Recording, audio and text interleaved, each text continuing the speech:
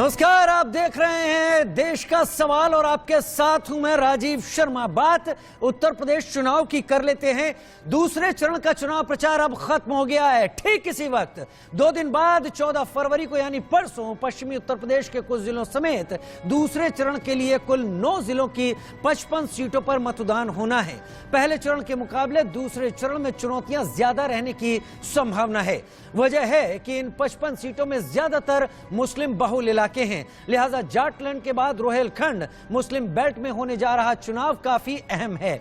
दूसरे चरण के लिए चुनावी मुद्दों में हिजाब का मुद्दा नया जुड़ चुका है। ध्रुवीकरण का मुद्दा भी इस चुनाव में हावी रहा है। सभी दल वोट को पोलराइज करने में लगे हुए हैं। उधर कुछ दागी उम्मीदवारों को टिकट दिए जाने को भी बीजेपी ने बड़ा मुद्दा बनाया और अखिलेश यादव पर जमकर निशाना साधा। इन सब के बीच मुख्यमंत्री योगी आदित्यनाथ अपनी सरकार के विकास कार्यों को भी बखूबी गिनाते रहे। आखिर बीजेपी विकास को ही बड़े मुद्दे के तौर पर पेश करती रही है। तो सवाल है कि क्या दूसरे चरण के चुनाव में योगी का विकास मुद्दा काम करेगा? कर्नाटक से शुरू हुआ हिजाब विवाद भी उत्तर प्रदेश में घुस चुका है, लिहाजा पूरी तरीके से इस मुकाबले को दूसरे चरण से पहले गरमाने की तैयारी की जा चुकी है। सवाल यह कि क्या इस चुनाव में हिजाब का मुद्दा ध्रुवीकरण का आधार बन पाएगा? पिछले चुनाव में 55 सीटों में बीजेपी ने 38 सीटें निकालनी थी। क्या इस बार बीजेपी को नुकसान हो सकता है? क्या हिजाब मुद्दे का फायदा समाजवादी पार्टी उठाएगी और क्या उसकी सीटें पिछले चुनाव के मुकाबले बढ़ेंगी, या फिर एआईएमआईएम को हम कहीं यहां पर एज देने की भी बात कर सकते हैं? तमाम मुद्दे हैं। अपने गेस्ट पैनल से बात करेंगे, लेकिन उससे पहले कुछ बयान आपको सुनवा देते हैं।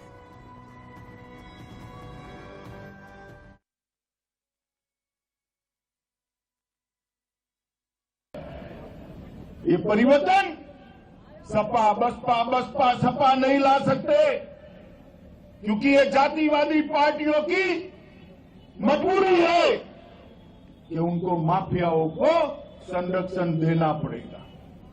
भारतीय जनता पार्टी कोई जातिवादी पार्टी नहीं है। भारतीय जनता पार्टी मोदी जी के सबका साथ सबका विकास के नारे पर चलती है। 170 हटाना चाहते थे, ये सपा बसपा कांग्रेस इसका विरोध करती थी, और जब मोदी जी के नेतृत्व में मैं धारा 370 हटाने का बिल लेकर गया, ये अखिलेश बाबू कहते थे कि खून की नदियां बही। अरे अखिलेश बाबू, खून की नदियां छोड़ो, किसी की कंकर मारने की हिम्मत नहीं हुई। सरकार है, डबल रफ्तार से चलती है और परिणाम भी कई गुना देती है। याद करिए, कोरोना था, क्या समाजवादी पार्टी के लोग कोरोना में कहीं हालचाल लेने के लिए आए थे क्या? और दिल्ली वाले भाई बहन वे भी गायब थे। और भाइयों बहनों, बहन जी आई थी हालचाल लेने के लिए। समाजवादी पार्टी या कांग्रेस, ये लोग केवल अपने परिवार के लिए जीने वाले लोग हैं। इन्होंने वंशवाद को बढ़ावा दिया।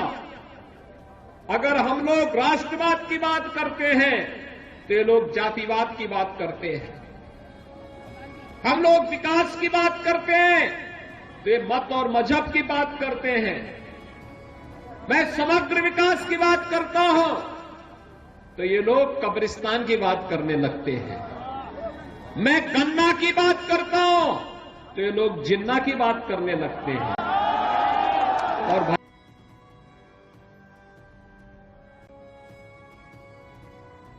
देख रहे हैं, इन 3 तस्वीरों को समझने की कोशिश कीजिए। हिजाब का मुद्दा सामने आ चुका है। एंड पहले चरण के चुनाव के पहले ही कर्नाटक से चला हिजाब का मुद्दा आखिर क्यों कर उपजा, क्यों इसे इतनी हवा दी गई? क्या इसका निशाना उत्तर प्रदेश का पहले चरण का चुनाव या सभी 7 चरण थे? ध्रुवीकरण सभी करने की कोशिश कर रहे हैं। हिंदू धर्म की परिभाषा बता रहे हैं योगी आदित्यनाथ, और कांग्रेस पर आरोप लगा रहे हैं कि वो दल जिसे यकीन ही नहीं था, जिसे पता ही नहीं अपने धर्म के बारे में, वो हिंदू धर्म धर्म की परिभाषा बताता है। विकास के मुद्दे पर भी बात हो रही है। हर कोई एक दूसरे के द्वारा किए गए विकास को कमतर बता रहा है और ये कह रहा है कि अगर सत्ता आती है तो विकास क्या होता है ये हम आपको बता और करके दिखाएंगे। उधर कभी समाजवादी पार्टी के कद्दावर नेता रहे और आज भी उनके उम्मीदवार एसपी नेता आजम खान तो जेल से ही चुनाव लड़ रहे हैं, जबकि उनके बेटे अब्दुल्ला आजम जमानत पर हैं। केंद्रीय मंत्री अनुराग ठाकुर ने आजम खान और उनके बेटे के चुनाव लड़ने पर समाजवादी पार्टी पर निशाना साधा है। आजम खान अगर जेल से बाहर होते तो बूथ कैप्चरिंग होती, अराजकता होती, मतदान केंद्रों पर झड़प होती, मतदाता को धमकाया जाता, मतदान कर्मियों के साथ मारपीट होती। यही तो अखिलेश जी की छटपटाहट है कि चुनाव इतना शांतिपूर्ण कैसे हो रहा है।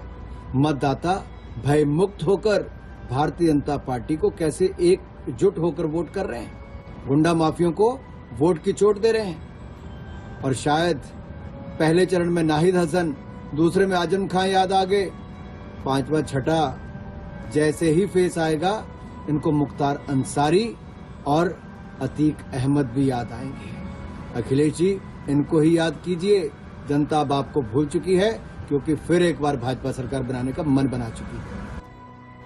उधर दूसरे चरण के वोटिंग से पहले आज प्रचार का आखिरी दिन था और 5 बजे जो प्रचार समाप्त हो गया, सभी दलों ने अपनी पूरी ताकत झोंकी। कन्नौज में प्रधानमंत्री नरेंद्र मोदी भी पहुंचे, विपक्ष पर जमकर हमला बोला। 2 दिन से गोर परिवारवादियों को सपने दिखना बंद हो गए हैं।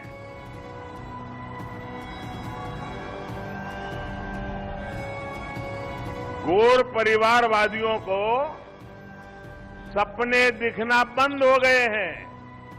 पता है क्यों? इसलिए कि उनकी नींद हराम हो गई है।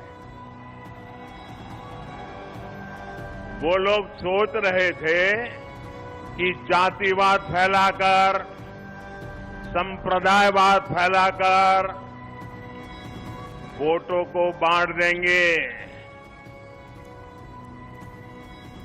प्रधानमंत्री कह रहे थे कि वो लोग सोच रहे थे कि जातिवाद और संप्रदायवाद फैलाकर वोटों को बांट देंगे। नींद हराम हो गई है। किसकी हराम हुई है इसके लिए मेरे लिहाज से तो 10 मार्च तक का इंतजार करना पड़ेगा। लेकिन मेरे साथ तमाम खास मेहमान इस वक्त जुड़ गए हैं। मनीष शुक्ला जी, प्रवक्ता बीजेपी, मेरे साथ जुड़ गए हैं। मेरे साथ अतुल सक्सेना, नेता एसपी, जुड़ गए हैं। शुचि विश्वास जुड़ी हैं, प्रवक्ता कांग्रेस। धर्मवीर चौधरी जी, प्रवक्ता बीएसपी, मेरे साथ जुड़ गए हैं। आलोक मेहता जी आपको दिखाई पड़ रहे होंगे, एडिटोरियल डायरेक्टर इंडियन न्यूज, हमारे वरिष्ठ सहयोगी, मेरे साथ जुड़ गए हैं। मनीष शुक्ला जी, सवाल में मैं ज्यादा पेच नहीं लाऊंगा। पहला चरण हो गया है, प्रधानमंत्री क्या कह रहे हैं हम सब सुन रहे हैं। अखिलेश यादव ने क्या कहा हमने भी सुना, प्रियंका गांधी वाड्रा क्या कह रही हैं वो भी हम सुन रहे हैं। आप ये बताइए दूसरे चरण के लिए तैयारी क्या है और पहला चरण कैसा रहा आपके लिए? देखिए, पहले चरण में आरएलडी और समाजवादी पार्टी के गठबंधन की सारी गांठें खुल गई और स्वयं जयंत चौधरी वोट देने नहीं गए। इससे स्पष्ट हो गया कि चुनाव का परिणाम गठबंधन को पता चल गया है। दूसरे फेज में 55 सीटों पर वोट पड़ने हैं और भारतीय जनता पार्टी को पूरा विश्वास है जनता का मत और आशीर्वाद हमारे कामों के आधार पर, हमारे जो विकास के काम थे उसके आधार पर भारतीय जनता पार्टी को मिलेंगे। हमने सबका साथ सबका विकास की भावना से काम किया है। किसी भी योजना में और किसी भी क्रियान्वयन में कोई भी जाति और धर्म को आधार नहीं बनाया है। और देखिए, लोकतंत्र का चौथा स्तंभ है मीडिया, और जिस तरीके से परसों से समाजवादी पार्टी के जितने अधिकृत प्रवक्ता थे उन्होंने आना बंद कर दिया है, उससे स्पष्ट होता है कि अब सपा के पास जवाब नहीं बचे हैं, सपा के पास अब उत्तर नहीं बचे हैं, तो उन्होंने अपने प्रवक्ताओं को जाने से मना कर दिया है। उत्तर प्रदेश में जब हमको हमारी सरकार बनी तो एक जर्जर व्यवस्था हमको विरासत में मिली थी। क्राइम और करप्शन पर जीरो टॉलरेंस की नीति पर आधार पर हमने काम किया। सड़क, बिजली, पानी और इंफ्रास्ट्रक्चर के क्षेत्र में काम किया।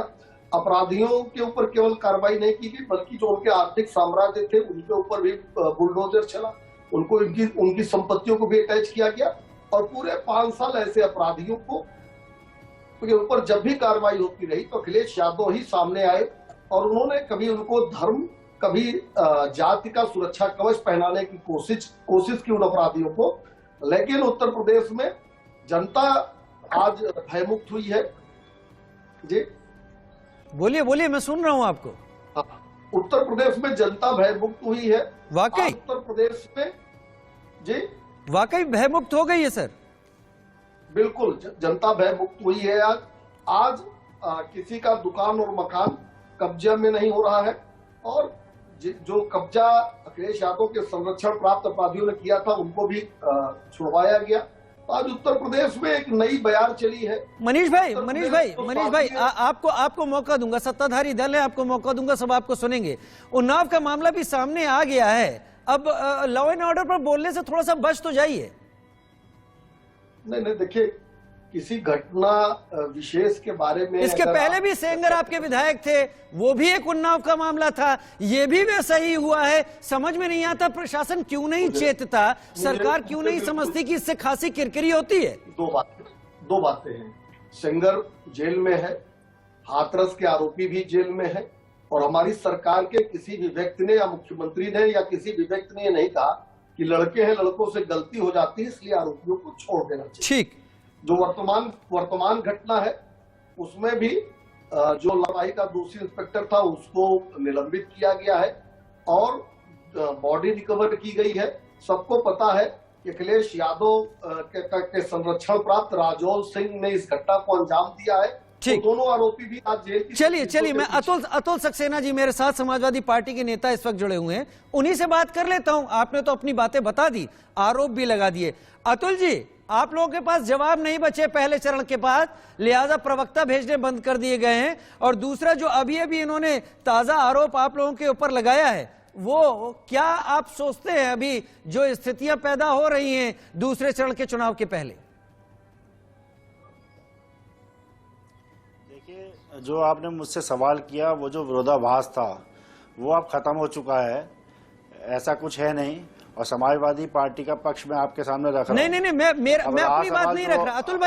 अतुल भाई ये मेरा सवाल नहीं है, ये आपके पैनलिस्ट हमारे मनीष शुक्ला जी ना, बीजेपी प्रवक्ता, वो कह रहे हैं इस बात को जोड़ते हुए कि एक पार्टी जो पहले लड़के हैं, लड़कों से गलती हो सकती है, वो कहती थी, आज उसके पास जवाब नहीं है पहले चरण के बाद, लिहाजा प्रवक्ता नहीं भेजती है। मनीष भाई बोल रहे हैं। जवाब तो राजीव जी जवाब तो जो है पहले चरण में उत्तर प्रदेश की जनता ने, किसान ने, युवा ने, और उस किसान और उस युवा ने जिसपे भाजपा के लोगों ने लाठी भांजने का काम किया, सड़क पर खड़ा करने का काम किया, उसने दे दिया। आज उस किसान ने, उस युवा ने इनकी खाट खड़ी कर दी और भाजपा से सुपड़ा साफ हो गया। उत्तर प्रदेश में जो चुनाव का रिजल्ट 10 मार्च को आना था, जनता ने 10 फरवरी को देने का काम करा। आप देखिए जिस तरीके से वोटिंग हुई है 10 फरवरी में, प्रचंड बहुमत से 10 मार्च को समाजवादी पार्टी की सरकार बनने वाली है। ये बात करते हैं मोदी जी जाके परिवारवाद की। अभी मैं सुन रहा था आपके चैनल पर, सबसे ज्यादा यदि परिवारवाद कहीं है तो भाजपा की सरकार में है। यदि हम उत्तर प्रदेश की बात करें तो निकट में नोएडा है, राजनाथ सिंह, पंकज सिंह, मेनका गांधी, वरुण गांधी, कैलाश विजयवर्गीय, आकाश विजयवर्गीय, रीता बहुगुणा जोशी जी किसके लिए टिकट मांग रही थी, मयंक के लिए, न जाने कितने उदाहरण, अमित शाह, जय शाह। तो परिवारवाद की बात यहां ना करें। दूसरी बात इन्होंने कही, भय मुक्त शासन देने का काम किया है। अरे जहां 13 महीने से किसान सड़कों पे रहा हो और अपनी आवाज भी इस लोकतंत्र में उठाने का काम यदि उसने करा तो उसने लाठी खाने का काम किया। तो क्या इन्होंने भयमुक्त शासन देने का काम किया? अरे 69,000 शिक्षकों पे इन्होंने जो लाठी मारी, और देखिए किस तरीके से खून हमारे शिक्षकों पे निकला, और इन्होंने खून निकालने का काम किया। ठीक, तो क्या इन्होंने भयमुक्त शासन देने का काम किया? महिलाओं का सम्मान देने की ये बात करते हैं और दूसरी तरफ महिलाओं की साड़ी खींच दी इन्होंने। तो ये महिलाओं का सम्मान किया, भयमुक्त शासन दिया। हाथरस की घटना हो जाती है, उस बच्ची का जिसका रेप होता है उसको एडीजी कहता है रेप हुआ ही नहीं। दर्जा प्राप्त राज्य मंत्री के बेटे के ऊपर आरोप है अतुल भाई, दर्जा प्राप्त राज्य मंत्री के बेटे के ऊपर आरोप है। उन्नाव में दर्जा प्राप्त राज्य मंत्री जीत कर नहीं आता, वो नजदीकी संबंधों से उपकृत होता है, ये तो आप भी समझते होंगे। राजीव जी, झूठ की राजनीति भाजपा करती है। जिस विधायक की आप बात कर रहे हैं उसे दिवंगत हुए हमारे विधायक को आज 5 से 6 साल का समय हो गया है जी। जिस मुलजिम की आप बात कर रहे हैं उसका समाजवादी पार्टी से कोई लेना देना नहीं है। ये तो आप कह रहे हैं, वो समाजवादी पार्टी का सदस्य नहीं है। ठीक है, ठीक है, ठीक है। मैं शुचि को मौका दूंगा, सबको मौका देता हूं। शुचि मेरे साथ हैं। शुचि, आपने सुना मनीष शुक्ला को बीजेपी से, आपने सुना हमारे अतुल भाई को समाजवादी पार्टी से। कैसे घेरेगी कांग्रेस? हालांकि लड़की हूं, लड़ सकती हूं कि नारे के साथ आगे बढ़ रही है, लेकिन घटनाएं सामने आ रही हैं। कैसे घेरेंगे आप बीजेपी कांग्रेस को? अभी आपके पास 6 चरण और है। नहीं, अभी भी भारतीय जनता पार्टी बड़ा शेमलेसली विकास का वादा कर रही है। मतलब 5 बरस से क्या किया था? सबसे बड़ा शिक्षा माफिया आपकी पार्टी में, सबसे बड़ा भू माफिया आपकी पार्टी में, सबसे बड़ा नकल माफिया आपकी पार्टी में, सबसे बड़ा खनन माफिया आपकी पार्टी में। इससे भी जो बच रहा है तो कम से कम जिला अध्यक्ष बनाने के लिए आधा दर्जन मुकदमा पंजीकृत हो, तब आप उसको आधारभूत सदस्यता देते हैं। जमानत होनी थी खुशी दुबे की, होती है टेनी के सुपुत्र की। बात करनी थी जॉब की, बात कर रहे हैं हिजाब की। तो अगर प्रदेश में कुछ किया होता, और माफिया ठीक है आप जो भी नाम लें, लेकिन जो माफिया क्रिकेट खेल रहे हैं कभी कभी उनका भी संज्ञान लें। योगी बुलडोजर नाथ की सरकार थी, सबने देखा लखीमपुर का नरसंहार, सबने देखा हाथरस रेप पीड़िता, सबने देखा माखी कांड, और अभी उन्नाव की ताजा घटना। और आप सत्ता में हैं, आपकी अकाउंटेबिलिटी फिक्स होती है। आप कभी पीयूष जैन पम्मी जैन का मिक्स कर रहे हैं, कभी आरोप प्रत्यारोप कर रहे हैं, कभी अपनी नाकामियों का पुलिंदा दूसरों के सर पलट रहे हैं। तो यदि वास्तव में भारतीय जनता पार्टी की सरकार ने कुछ किया होता तो क्या ये समय था कि आप अयोध्या के दीपदान में कब्रिस्तान की बात करते, राष्ट्रीय मंच पर बैठकर एक चैनल पर आप 80 और 20 करते, गर्मी और चर्बी करते?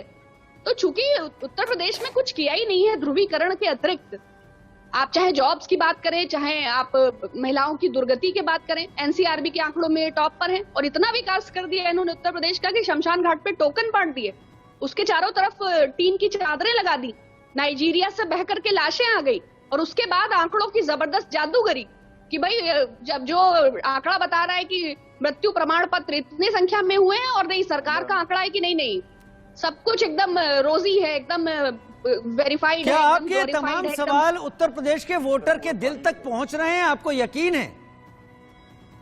देखिए, अगर ऐसा नहीं है तो people are really suffering, specially जो लाखों लोगों ने अपना रोजगार और अपना काम धंधा चौपट हो गया, जिन्होंने अपने प्रियजनों को खोया। और सबसे बड़ी बात, जो किसान लगातार संघर्षरत थे, और जो ये शीतकालीन सत्र को रद्द करके और ध्वनि मत के माध्यम से कोने कोने कानून अंधेरे पास किए गए थे, और फिर 700 किसानों की शहादत के बाद माननीय प्रधानमंत्री जी को एहसास होता है कि उनके त्याग और तपस्या में कमी रह गई, और फिर जब मुआवजा की बात हो तो उनके पास आंकड़ा नहीं होता है। चलिए कम से कम प्रधानमंत्री को इस बहाने थैंक यू कह दीजिए कि उन्होंने आगे बढ़ के कहा कि मुझसे गलती हुई, मैं माफी मांगता हूं। बहुत सारे मुद्दे हैं, सालों तक लोगों को याद ही नहीं आया कि माफी मांगने की जरूरत है। मैं धर्मवीर भाई का रुख कर लेता हूं, बीएसपी से हैं। धर्मवीर भाई, प्रचार में बहुत आगे नहीं दिखी है अभी तक बीएसपी, क्या माने बीएसपी को लगता है कि उसका वोट इंटैक्ट है, उसका वोट वही बना हुआ है, और 10 मार्च को ये एक नई कहानी निकल कर आ सकती है? बिल्कुल बिल्कुल राजीव भाई, हमारा जो कैडराइज वर्कर है पार्टी का, और जो बहन जी ने अपने शासन में विकास की गंगा बहाई थी, लॉ एंड ऑर्डर के रूप में जो एक सशक्त शासन प्रशासन देने का काम किया था, उसकी बदौलत बहुजन समाज पार्टी निश्चित 2007 से 12 की सरकार को रिपीट करेगी।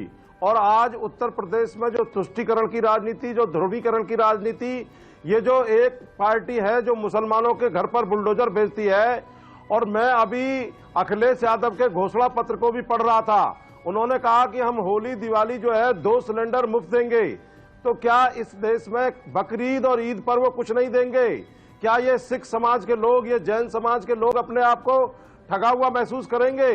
तो ये जो तुष्टीकरण की राजनीति अखिलेश यादव कर रहे हैं, योगी आदित्यनाथ कर रहे हैं, ये इनको शोभा नहीं देता। आज उत्तर प्रदेश में युवा रोजगार मांग रहा है, किसान अपनी फसल का वाजिब मूल्य मांग रहा है, और जो ये उत्तर प्रदेश में आज जो हर 2 घंटे के अंदर एक बहन बेटी के साथ में बलात्कार हो रहा है, इसका जिम्मेदार कौन है? इसका जिम्मेदार कोई दूसरा नहीं है, योगी आदित्यनाथ की सरकार है। अभी आपने देखा कि उन्नाव में गुंडे ने एक बेटी के साथ में पहले बलात्कार किया और फिर उसकी हत्या करके सबको दफना दिया। तो ये लॉ एंड ऑर्डर कहां चला गया उत्तर प्रदेश में? और उत्तर प्रदेश में जो लॉ एंड ऑर्डर के साथ साथ ये जो निरसन तरीके से, भयावह तरीके से जो बेटियों के साथ में ये इस तरीके की घटनाएं हो रही हैं, ये पहली बार हो रही हैं राजीव भाई। तो इसका जवाब उत्तर प्रदेश की जनता पहले चरण में जो कुछ हुआ, क्या आपको लगता है पहले चरण में लोग बीएसपी की तरफ आकर्षित रहे, हालांकि लोग सामने नहीं आए, जो वोटर आपके, जिन्हें आप इंटैक्ट वोटर समझ रहे हैं? देखिए राजीव भाई, हाथ कंगन को आरसी किया और पढ़े लिखे को फारसी किया। जब 2007 में इनकी सुनामी बता रहे थे 325 सीटें जीती थी, उस समय हम 22% से 22.5% वोट हमारे पास था। हमारी सीटें जरूर कुछ कम आई थी, लेकिन थे और 88 सीटें तो वो थी उत्तर प्रदेश में जहां हम 500, 600, 800 वोटों से आ रहे थे जी। तो अब तो इनकी हवा टाइट है। और अभी राजीव, अभी ये कह रहे थे शुक्ला जी कि यहां पर अब भय नहीं है, अब भय तो बीजेपी में व्याप्त हो गया है। क्योंकि पहले फेज में जो किसान मारे गए थे उसका बदला किसानों ने लिया। जो ये जाटों को अपमानित इनके प्रवक्ता बारी बारी से कर रहे थे, ये इन्होंने बता दिया जाटों ने कि आपकी हैसियत क्या है। उत्तर प्रदेश में आज लॉ एंड ऑर्डर के रूप में आज जो बेरोजगार घूम रहा है और जो खुला सांड घूम रहे हैं फसलों को नष्ट करते हुए किसान की, इस सब का बदला उत्तर प्रदेश की जनता अपनी वोट की ताकत से ले रही है। और पूरे प्रदेश में राजीव भाई बीजेपी का सूपा साफ हो गया है। ठीक है, और ये ठीक जो है। गठबंधन चल रहा है, ये गठबंधन नहीं है, ये ठगबंधन है। और ये आपस के अब ये ठगबंधन किसका है, ये तय करने के लिए फिलहाल तो मैं नहीं बैठा हूं। ये ठगबंधन आप लोग आपस में तय करें। मैं रुक करूंगा आलोक मेहता जी का। आलोक मेहता जी मेरे साथ काफी देर से जुड़े हुए हैं और काफी देर से वो आप सब लोगों को सुन रहे हैं। आलोक मेहता जी कह रहे हैं कि भय व्याप्त हो गया है, लेकिन समाजवादी पार्टी आज जितने मुद्दों को लेकर हमलावर है, जिस तरीके से समाजवादी पार्टी ने ये पूरा चुनाव समाजवादी पार्टी आरएलडी गठबंधन बनाम बीजेपी कर दिया है, सवाल तो यह भी उठ रहे हैं कि इतने दिनों से इन सारे मुद्दों को मुख्य विपक्ष के दौर पर समाजवादी पार्टी ने जोरदार तरीके से क्यों नहीं उठाया, क्यों केवल इंतजार किया चुनाव आने का?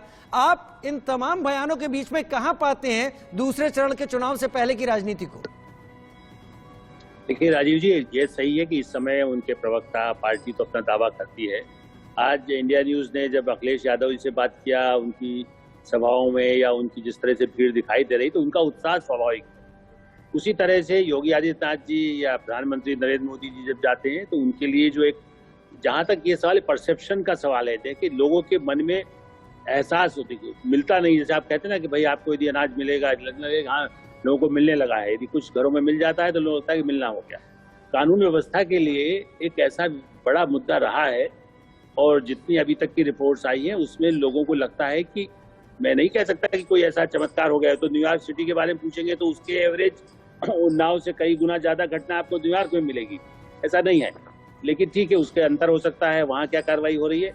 सवाल ये है कि कानून व्यवस्था पर एक परसेप्शन बना कि हाँ जो है लोगों की स्थिति ठीक हुई है पहले के मुकाबले में।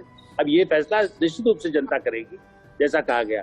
दूसरी बात, अनाज जो छोटे किसानों को जो जहाँ पर है, अभी जो मतदान हुआ है 2 दिन पहले भी, ये ठीक है कि उसमें भी बनता है कि नहीं जो किसान नाराज होंगे दिया, लेकिन ऐसा लगता है जो अब तक दिखाई दिया, कुछ जैसा भरोसा था, जैसा अभी बीजेपी हमारे उन्होंने कहा है प्रवक्ता ने, कि यदि जयंत चौधरी खुद वोट नहीं दिए, मतलब हो सकता है कि संभव है कि वो खाली ऑर्गेनाइज करने में लगे, लेकिन फिर भी ऐसा है कि जितना अजीत सिंह जी के पहले चरण सिंह जी ने जो किया था वो स्थिति नहीं है। और जहाँ समाजवादी के समझौता हुआ वो ठीक है, लेकिन जहाँ ऐसा लगा है वहाँ चौधरी साहब के साथ या समाजवादी का वोट ट्रांसफर होना, पिछले सारे अनुभव दिखाते हैं कि दलों में गठबंधन के बाद में अब ट्रांसफर होना संभव नहीं है। स्थानीय विधायकों ने यदि काम किया है या उम्मीदवार सही है तभी वोट मिलता है। इसलिए ये अभी ढुलमुल स्थिति पश्चिम उत्तर प्रदेश पे उत्तर प्रदेश का निष्कर्ष न निकाला जाए। हाँ, जोरदार मुकाबला खड़े हो गए, कांग्रेस इसमें नहीं दिखाई दी, लेकिन चर्चा में भी आज भी वैसे शायद नहीं है। कोशिश प्रियंका गांधी कर रही हैं, लेकिन ऐसा लगता है उनके लोग जो दिल्ली में भी बात करते हैं मानते हैं कि हम केवल उपस्थिति के लिए और जरूरत होगी तो हम अखिलेश जी को सहयोग करेंगे। अब तो ये भी कहना प्रियंका जी ने शुरू कर दिया है। इसका मतलब है कि एक अंडरस्टैंडिंग है और इसीलिए ये जो मुद्दा उठाया गया है, जिस तरह से अल्पसंख्यकों के इसको कहने करके और ये एक बड़ा खतरनाक मुद्दा है जब स्कूली बच्चों को लेकर के मुद्दा उठा। जी, मैं उसी सवाल को आपके सामने रखूंगा, क्योंकि आपके विश्लेषण के बाद फिर मैं हेडलाइंस लूंगा और उसके बाद बाकी अपने सम्मानितों के पास जाऊंगा। ये जो हिजाब का मुद्दा है, ये हिजाब का मुद्दा एंड पहले चरण के चुनाव के पहले कर्नाटक में शुरू होता है, लेकिन क्या ये वाकई कर्नाटक के ही दायरे में सीमित था या फिर इसका इशारा, इसका निशाना उत्तर प्रदेश का चुनाव था? क्योंकि अब रोहेलखंड का चुनाव जो पूरा एरिया है जहां पर ये सीटें आ रही है दूसरे चरण में, यहां पर मुस्लिम आबादी भी ज्यादा कही जा रही है और समाजवादी पार्टी की नेता रुबीना खान ने तो यह तक कह दिया कि इस बारे में कोई बात करेगा तो हम हाथ काट देंगे। तो भाषा वो पोलराइजेशन की तरफ बढ़ती तो दिख रही है। हम जिन मुद्दों की बात कर रहे थे, रोजगार की, अनाज की, ये सारी चीजें पीछे हैं, अभी किसान भी पीछे फिलहाल। बिल्कुल राजीव जी, यही मेरा इशारा था, इसलिए बल्कि मैं हिजाब शब्द का उपयोग नहीं किया और आपने सही सवाल उठाया क्योंकि चर्चा देश भर में इसकी हो गई और इसकी तैयारी 2 महीने से। अब तो ये रिपोर्ट भी आई है कि PFI कैसे मिला हुआ था, पाकिस्तान ने जिस ढंग से प्रतिक्रिया दी, आज तक ऐसे किसी चुनाव में नहीं हुआ जब पाकिस्तान से मैसेज आने लगे इस बारे में और कहा जाने लगे कि क्या हो रहा है। और इसके साथ में कर्नाटक में जो आग लगी स्कूली बच्चों से शुरू होकर के, जिसका जनवरी में सर्कुलर आया, लेकिन जिस दिन मतदान के एक दिन पहले ये हिजाब का मुद्दा उठाया गया और इसके लिए बंबई में, यहाँ पर यूपी में, मध्य प्रदेश में, इससे ऐसा लगता है कि बहुत ही किसी ने प्लान्ड वैसे में, इसलिए और लेकिन इसका फायदा किसको, नुकसान किसको हो रहा है? समाजवादी पार्टी को। कांग्रेस पार्टी के लोगों ने 2 एप्लीकेशन सुप्रीम कोर्ट तक में लगाई। उनको लगता है जल्दी से इस विवाद को जितना गंभीर बनाया जाए, जबकि सुप्रीम कोर्ट ने वापस भगा दिया, कहा कि नहीं पहले हाई कोर्ट में फैसला होने दीजिए। और हाई कोर्ट ने भी क्या कहा, रुकिए, इतनी हड़बड़ी मत करिए, ये स्कूली बच्चों का और धार्मिक स्वतंत्रता का मामला है तो कोर्ट फैसला करेगा। लेकिन निश्चित रूप से ये अल्पसंख्यकों के और ध्रुवीकरण की कोशिश के लिए ताकतों ने किया ताकि उसका नुकसान समाजवादी पार्टी को हो। बीजेपी के लिए तो ये कह सकते हैं कि भाई हिंदू वोट मिलेगा, और तुष्टीकरण का ये जो मुद्दा है ये बहुत ही खतरनाक है, जिसको कहते हैं कि आग से खेलने वाला है। क्योंकि मैं जो देख पाया, AIM अध्यक्ष असदुद्दीन ओवैसी इस पूरे मुद्दे को लेकर बहुत हमलावर थे उत्तर प्रदेश में।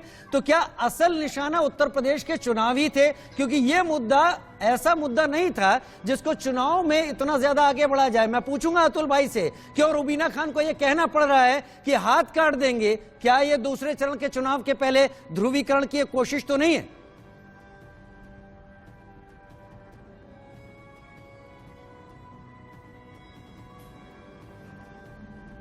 आलोक जी। जी हाँ बताइए। क्या ये ध्रुवीकरण की सीधी कोशिश मानी जाए जिसमें कि खामोश बीजेपी भी है, क्योंकि कई बहुत उसे भी फायदा होता दिखता है? बिल्कुल, देखिए इसमें कोई शक ही नहीं, ओवैसी साहब जो है वो पूरे इसी मुद्दे को बना करके बड़े पैमाने पर हमलावर हुए हैं। लेकिन मैं अभी भी, इसलिए मैंने आपसे कहा ना, ओवैसी साहब का तो उत्तर प्रदेश में इस तरह का पहला है, बिहार में भी थोड़ा सा कुछ कोशिश हुई थी और उनको कुछ सीटें मिल भी गई। जी 5 सीटें 7 में से। जी हाँ, इसलिए कोशिश ये हो रही है कि अल्पसंख्यकों के वोट को पूरी तरह से दिखाया जाए कि यदि जो महिलाएं जिनको तलाक वाले मुद्दे पर वो बीजेपी के प्रति सहानुभूति बनी, जिनके घर में अनाज मिलने लगा, जिनको कुछ सहायता मिल रही है, उन घरों में महिलाओं का जो समर्थन मोदी और बीजेपी को दिख रहा था, उसको भी किसी तरह से रोकने का ये बहुत बड़े पैमाने। ठीक है सर, मैं लौट के आता हूँ, हेडलाइंस लेकर लौट के आता हूँ। अतुल भाई से चर्चा की शुरुआत ब्रेक के बाद करता हूँ, हेडलाइंस के बाद। मेहमान तमाम हमारे साथ जुड़े हुए हैं। हम बात कर रहे हैं उत्तर प्रदेश को लेकर, दूसरे चरण के चुनाव को लेकर। उत्तर प्रदेश के साथ जहां जहां भी चुनाव है वहां पर क्यों लगातार जब टकराट होती है, जब वार पलटवार होते हैं, तो रोजगार पर होते हैं, सुरक्षा पर होते हैं, और भी तमाम मुद्दे होते हैं, लेकिन घूम फिर कर आखिर में वो मुद्दे क्यों हावी हो जाते हैं जिन मुद्दों के जरिए ध्रुवीकरण होना आसान लगता है। अतुल सक्सेना भाई समाजवादी पार्टी नेता के तौर पर मेरे साथ जुड़े हुए हैं। बहुत बेहतरी से आपने घेरा उत्तर प्रदेश सरकार को, रोजगार के मुद्दे पर, कोरोना के मुद्दे पर, गंगा में बह रहे शवों के मुद्दे पर, लेकिन जब मामला हिजाब का आया तो आपने भी कन्नी काट ली। चलता है चलने दीजिए। आपकी नेता ने तो यहां तक कह दिया हाथ काट देंगे। क्यों? फायदा मिल रहा है क्या इसलिए, या फिर इसके अलावा और कोई मुद्दा बच नहीं रहा? देखिए इस सब का जिम्मेदार कौन है राजीव भाई? ये भाजपा जो है हमेशा से जो है धार्मिक ध्रुवीकरण की राजनीति करने का काम करती है, क्योंकि विकास के नाम पे इनके पास बताने को कुछ नहीं है। रहा सवाल जो जिस बोल के आपने बात करी, देखिए मैंने आपसे कहा कि ये जिम्मेदारी बनती है भाजपा की कि जिस तरीके से ये रोष पैदा कराते हैं आम जनमानस में। आप बताइए, यदि आप सरदार की पगड़ी के बारे में इस तरीके से बोलेंगे तो क्या सरदार आपको क्या जवाब देगा? अतुल भाई आप अरे जवाब जहाँ पे दीजिए, मैं उत्तर आपको प्रदेश का बस मुख्यमंत्री एक अपना यहाँ पर कार्यकाल राइडर चला लगा सकता है दूं। 5 साल तक, दूसरा भगवा में। गड्ढे में गिर रहा है, दूसरे की भाषा अमर्यादित हो रही है, तो क्या आप भी अपनी भाषा अमर्यादित करेंगे, गड्ढे में गिरेंगे? क्या यही एक हल है? नहीं, हम तो कोई अमर्यादित भाषा नहीं बोल रहे हैं। नहीं, समाजवादी पार्टी के लोग कोई अमर्यादित भाषा का इस्तेमाल नहीं करते हैं। ये भाजपा के लोग हैं जो लोगों की अस्मिता से छेड़छाड़ करने का काम करते हैं, उनका अपमान करने का काम करते हैं। आप देखिए योगी जी की भाषा कैसी है, ठोक दो वाली भाषा है उनकी, गर्मी निकाल देने वाली भाषा है उनकी। आप उनसे नहीं पूछेंगे अमित शाह की भाषा कैसी है? तो आरएलडी भी चर्बी उतारने की बात कर रही थी, कोई जरूरत नहीं थी। अखिलेश यादव भी जिन्ना को ले आए थे, सरदार पटेल के बराबर खड़ा कर दिया था। फिर आप कितनी भी दम भरे कुछ नहीं होता सर। राजीव जी, ये मैंने फिर से कहा कि आप इनके झूठ के रंग में मत रंगिए। ये भाजपा जो है झूठ से रंगी हुई पार्टी है, वही दिखाती है। आपने जिन्ना की बात करी, आपने आदरणीय अखिलेश यादव जी का पूरा वीडियो नहीं दिखाया। मैंने सुना है, और मुझे मेरा सवाल इसी बात पर है कि जब समाजवादी पार्टी के पास रोजगार का मुद्दा है, कोरोना में बह रहे इलाज का, बह रहे शवों का मुद्दा है, तो क्यों अखिलेश यादव को जरूरत पड़ती है? जरूरत पड़नी ही नहीं चाहिए थी। इस सरकार को घेरने के लिए आपके पास बहुत मुद्दे थे। अरे फिर आप वहीं घूम फिर के आ गए। अरे हम तो विकास की बात कर रहे हैं। मैंने आपसे क्या कहा कि आप इनके रंग में मत रहिए राजीव जी। आप एक अच्छे पत्रकार हैं, अच्छे एंकर हैं, चीजों को समझते हैं। इनके रंग में रंगने की जरूरत नहीं है। सरकार तो आती जाती रहती है। जिस तरीके से मैंने आपसे कहा कि पूरा वीडियो की क्लिपिंग में से कहीं ऐसा ना हो कि जब तक प्रोग्राम खत्म हो आप तमाम सम्मानित प्रवक्ताओं की तरफ से मेरा चेहरा होली के रंगों में रंगा हुआ दिख जाए। मनीष भाई, आप मुझे किस रंग में रंग रहे हैं मुझे नहीं पता, लेकिन मैं अपने उसी रंग में हूं, बेदाग। अगर किसी ने कुछ बोला है तो सामने रखूंगा। क्या यही स्थिति है? क्या आपको भी मुफीद लग रहा है कि हिजाब का मुद्दा चलने दीजिए, पोलराइजेशन हो रहा है, होने दीजिए? देखिए राजीव जी, जनवरी में कर्नाटक सरकार ने स्कूल का ड्रेस कोड तय किया, लेकिन माहौल ये बनाया जा रहा है कि जैसे पूरे देश में हिजाब पर रोक लगा दी गई। कोई भी स्कूल, इसमें बैठे पैनल में बैठे जो लोग स्कूल गए होंगे, जिन्होंने यूनिफॉर्म पहनी होगी, उनको पता होगा। यूनिफॉर्म इसलिए पहना जाता है गरीब अमीर जात धर्म से ऊपर उठकर सभी बच्चे एक जैसे दिखे, इसलिए कोड तय किया जाता है। लेकिन तमाम पॉलिटिकल पार्टी, अखिलेश यादव हो, ओवैसी हो, प्रियंका वाड्रा हो, इन लोगों ने ऐसा माहौल बनाया कि जैसे पूरे देश में कुछ लोग ऐसे हैं जो हिजाब को रोक रहे हैं। तो तनाव कौन पैदा कर रहा है? जो ये इस तरह के बयान दे रहे हैं। प्रियंका वाड्रा ने तो जिन कपड़ों का चयन किया है, अगर वो कपड़े पहन के बच्चे बच्चियां पहुंच गए स्कूल में तो क्या माहौल होगा? तो देखिए, इनके मानसिक स्तर की ये स्थिति है, मैं नहीं कहना चाहता हूँ। अभी बयानों की बात हो रही है, 12-15 बयान में अभी आजम खान की सुना। अभी इनके एक सांसद हैं सफीकुर रहमान बर्क, उनके 15 बयान सुना। तालिबान तक का तो समर्थन करते ही समाजवादी पार्टी। जब वैक्सीनेशन होता है तो अखिलेश यादव कहते हैं कि बीजेपी की है, और इनके एक एमएलसी आशुतोष वर्मा कहते हैं कि जो वैक्सीन लगवाएगा वो नपुंसक हो जाएगा। तो उल जलूल बिना सिर पैर के बयान देने तो मनीष भाई इतना लंबा इतिहास रखने का वक्त नहीं है। मुझे ये बताइए कि क्या अगर आपको ऐसा लग रहा है दूसरी पार्टी कर रही, वही सवाल जो मैंने अतुल भाई के सामने रखा था, आप क्यों नहीं आते केवल मुद्दों पर? आपकी तरफ से भी तो घूम फिर के वही बयान आ रहे हैं जिनमें बहुत आसानी से पोलराइजेशन का काम हो सकता है। मैं बता रहा हूँ, मैं आपके चैनल पे रिपीट करता हूँ। उत्तर प्रदेश में हमारी सरकार ने अपराधियों, आतंकवादियों, माफियाओं के खिलाफ जो कार्रवाई शुरू की थी, जो उनकी गर्मी उतारी थी, वो उतारी जाती रहेगी। और अगर अखिलेश यादव को उनके सामने खड़ा होना हो, ये जो उनके प्रवक्ता बैठे हैं उनको अपराधियों के साथ खड़े होना हो तो खड़े हो, हमको कोई आपत्ति नहीं है। अपराधियों के खिलाफ अनवरत कार्रवाई जारी रहेगी। ठीक है, उनको ठीक है, अपराधियों के खिलाफ अनवरत कार्रवाई जारी रहेगी। जब आप ये कहते हैं तो मुझे गोरखपुर में उस व्यापारी की उस हत्या का मामला याद आ जाता है, जहां पर पुलिस के ही लोग नाप दिए गए थे। शुचि मेरे साथ जुड़ी हुई है। शुचि, अपराधियों के खिलाफ कार्रवाई हो रही है, बदल गया है उत्तर प्रदेश, कितना बदला है? सभी लोग जेल में हैं, सारे अपराधी जेल में है, किसी भी घटना में कोई आरोपी बाहर नहीं है। ये अच्छी बात है, चलिए इसके लिए पीठ थपथपा देता हूं। लेकिन जिस परिवार का कोई चला गया इस उम्मीद में कि सामने पुलिस का शख्स खड़ा है, रक्षा करेगा, तो वहां पर उसके लिए क्या जिम्मेदारी है? शुचि मेरे साथ जुड़ी है। शुचि विश्वास, कांग्रेस। राजीव जी, 2000 करोड़ की संपत्तियों को अटैच किया गया है। जाके उन माफियाओं के दिल से पूछिए कि उनके ऊपर क्या गुजरी है इस सरकार में। नहीं ठीक है, इस जगह मैं आपकी बात करता हूं, लेकिन जब सरकार वरिष्ठ है, सरकार सबके ख्याल रखने के लिए है, तो एक भी निर्दोष को अगर इस तरीके से मौत के घाट उतार दिया जाता है, वो भी बड़ा सवाल उठता है। किसी को बचाया गया हो या संरक्षण दिया गया हो तो सवाल उठना चाहिए। शुचि, नहीं, सभी अपराधी जेल में हैं। जो थोड़े बहुत जिनके साथी हैं, बस वही क्रिकेट खेल रहे हैं। तो जहाँ जहाँ क्रिकेट खेल रहे हैं, जेलों से अपने गिरोह को संचालन कर रहे हैं। कोई क्रिकेट नहीं खेल रहा है।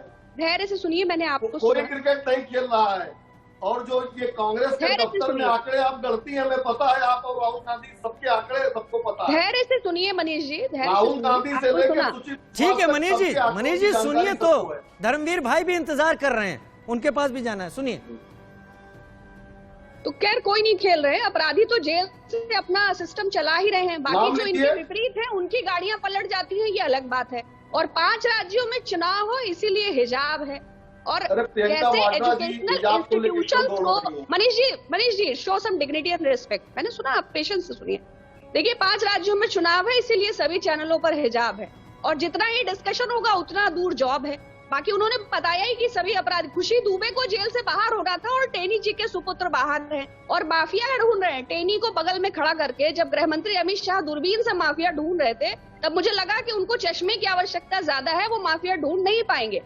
तो ये दोहरा चरित्र है भारतीय जनता पार्टी का, और ये कुछ उन्होंने नया नहीं किया है। चूंकि फॉसिस्ट ताकतें सत्ता में है और सांप्रदायिकता और ध्रुवीकरण उनकी राजनीति का आधार है। अगर मैंने पूर्व में भी कहा कि अगर कुछ किया होता तो मंच पे बैठकर 80-20 न करना पड़ता, तो अयोध्या के दीपदान में जाके कब्रिस्तान न करना पड़ता, तो फिर गर्मी चर्बी की बात न करनी पड़ती, तब भर्ती की बात करते।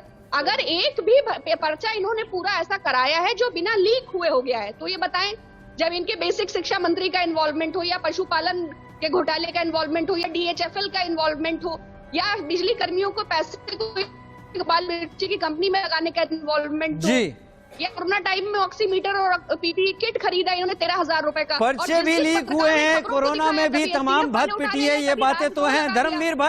धर्मवीर भाई भी मेरे साथ जुड़े हुए हैं। धर्मवीर भाई, आपको लगता है, आप सर्व समाज की बात करती हैं बहन जी, ये सारे मुद्दे सर्व समाज तक आप पहुंचा देंगे?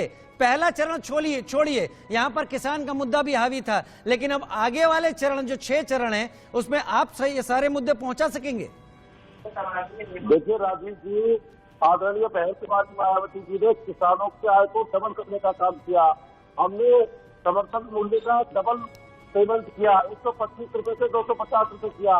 ये जो रोहिलखंड के किसान है, पश्चिमी उत्तर प्रदेश के किसान है, पूरा देश का किसान इस बात को जानता है। फिर जमीन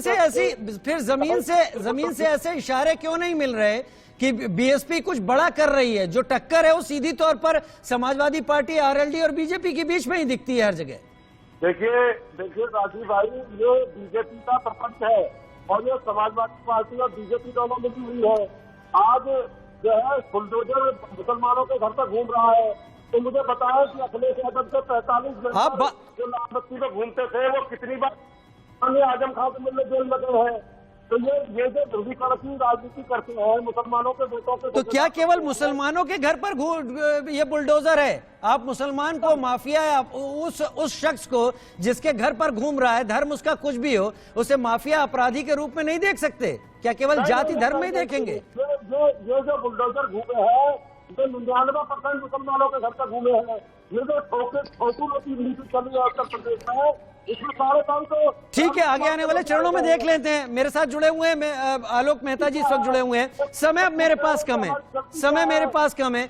आलोक जी, पश्चिमी उत्तर प्रदेश, जहां पर माना जा रहा था कि कृषि कानूनों का एक खासा असर होने वाला है, रोहिलखंड उससे जुड़ा हुआ इलाका है। अगर अब ये चुनाव अगले चरणों में जाएगा तो धीरे धीरे खिसकेगा आगे की तरफ। क्या फिर आगे आकर मुद्दे बदलेंगे? क्या फिर आगे आकर परिस्थितियां बदलेंगी और इन सब पोलराइजेशन की जरूरत फिर पूरे तौर पर दिखाई पड़ेगी उत्तर प्रदेश में? देखिए, ये तो लगता है कि कोशिश तो की जाएगी, क्योंकि अल्पसंख्यक ऐसा नहीं है कि आपको पूर्वी उत्तर प्रदेश में नहीं मिलेगा, बुंदेलखंड में नहीं मिलेगा, लेकिन हाँ, रोहिलखंड बड़ा सेंसिटिव इलाका है और जहाँ जिस तरह के आजम खान साहब को लेकर के, उनके बेटे को लेकर के चाहे भीड़ आ रही है, लेकिन जो विवादों के जो ऐसे गढ़ हैं वहां पर तो तुष्टीकरण के आधार पर ही वोट देने की कोशिश हो रही है, इसमें कोई शक ही नहीं है। सबसे खतरनाक बात यही है कि इस तरह के मुद्दों को लेकर के जो जिम्मेदार पार्टियां हैं, उनके नेता हैं, वो भी उसको भुलाने की कोशिश कर रहे हैं। और छोटे किसान, आपने रोहिलखंड का कहा, रोहिलखंड और बुंदेलखंड में जो छोटे किसान हैं, देखिए पश्चिम उत्तर प्रदेश से आगे जब बढ़ गए हैं तो वहाँ छोटे किसानों को यदि उनके खाते में 10,000 6,000 से लेके उसके बाद 10,000 वहाँ की राज्य सरकार ने कुछ दिया, कुछ लोगों को अनाज जो मिला, जो गरीबी वहाँ पर है, जो गड़बड़ियाँ वहाँ पर है, उस सबको यदि कुछ उनको राहत मिली होगी तो उसका फायदा बीजेपी उठा सकती है। लेकिन हाँ, ये सही है कि समाजवादी पार्टी ने बेरोजगारी के मुद्दे को उठाया है, जो आज भी एक बड़ा मुद्दा है। जो किसान खेती करता है वो भी ये चाहता है कि उसका एक बच्चा तो कम से कम किसी नौकरी पेशे में हो जी। ये एक बड़ा मुद्दा है जो इसके लिए बीजेपी के लिए बड़ी चुनौती के रूप में सामने आ रहा है।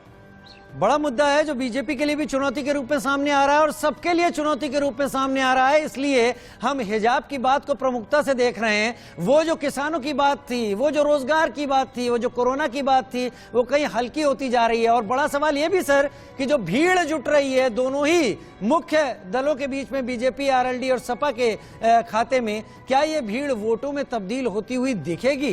क्योंकि जिसके भी वोटों में तब्दील हो गई वो 10 मार्च को जरूर मिठाई बांटता हुआ दिखाई पड़ेगा। बहुत शुक्रिया, आप सभी हमारे साथ जुड़े। एक इशारा आपने दिया कि आगे आने वाले चरणों में हम क्या कुछ देख सकते हैं और किस तरीके से चीजें आगे बढ़ सकती हैं। देश का सवाल में आज हमने चर्चा उत्तर प्रदेश की इस राजनीति पर की, दूसरे चरण के चुनाव से पहले। आगे भी लगातार हम चर्चा करते रहेंगे। फिलहाल के लिए देश का सवाल में इतना ही।